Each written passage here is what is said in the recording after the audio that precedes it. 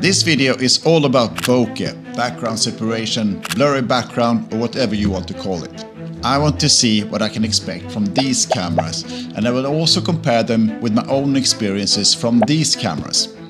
This is all theoretical since I haven't got any of the new cameras yet, and I will use this online tool to find out the differences. What affects the amount of bokeh are a few parameters, such as sensor size, focal length, aperture, and how close you are to a subject. Of course, if you're 2 meters away from an object with a 24mm lens, you will have a different image than with the 85mm lens, so that is something to consider too when choosing focal lengths. I put all of the data into a sheet, and you should take all of the numbers with a pinch of salt, since not all data are official. All numbers are converted to full frame equivalents. I chose to put the camera at 4 different distances from an object to simulate what I normally use. A closer distance gives more bokeh. The bokeh is measured in percentage, which in my mind doesn't mean that much. What is interesting is the relation between the numbers. These are all cameras in one diagram. What stands out is of course the Nikon Z5 Mark II, a full frame camera paired with the 85mm f1.8 lens. The amount of bokeh is insane. I think it's often too much, and I have to stop down to around f3.5 to have something that reveals the background just a little bit more. I can't imagine what a f1.4 lens would look like. Compare that with the more modest f4 lens at 25mm with the same camera. There is a dramatic difference. The kit lens is more in line with the other smaller cameras, and that's the reason why you need to invest in better glass for your regular camera. But we're not here for the Nikon camera. I just wanted to show you the result that no other camera in this list can provide. Removing the full frame Nikon camera, the field looks like this.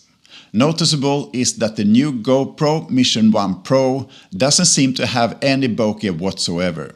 I would expect some bokeh at least from a 1-inch sensor, but it's the wide-angle lens that makes the image flat. The point-and-shoot Sony ZV-1 is at the top, so let's take a closer look at that camera. There is a zoom lens on this also 1-inch point-and-shoot camera.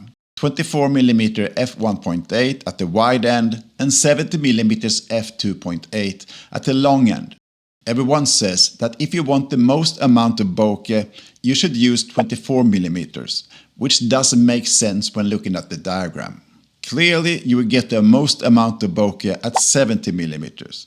But here's the twist. Even if the minimal focus distance is under 50 centimeters, you will probably never use the 70mm lens at this distance, simply because it's way too close. You would most likely use the 70mm lens at a much larger distance. And at some point, the 24mm lens will get more bokeh. And this logic goes for all other cameras too.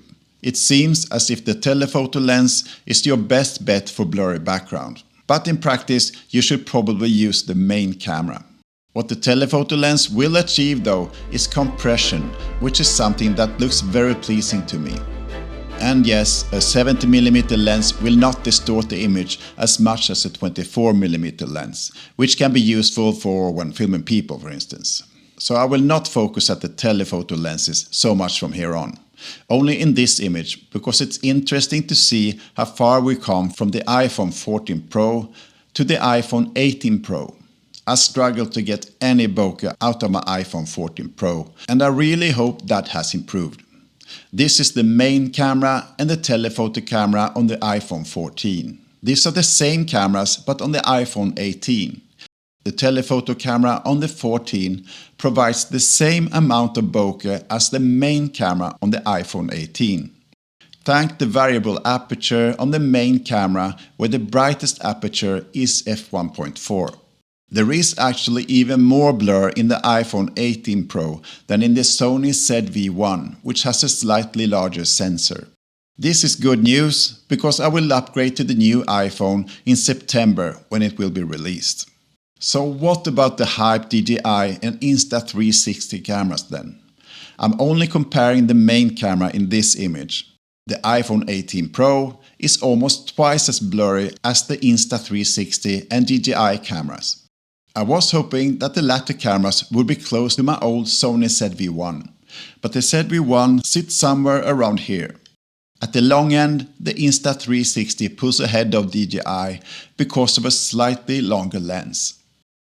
All of this is kind of disappointing, and it questions my decision if I should buy any of the gimbal cameras. Should I just stick to the new iPhone? There are other factors such as better stabilization, ergonomics and audio solutions that speak in favor of the gimbal cameras. In any case, I will first get the iPhone to see how it works in real life. Only then I will decide if I want the gimbal camera too.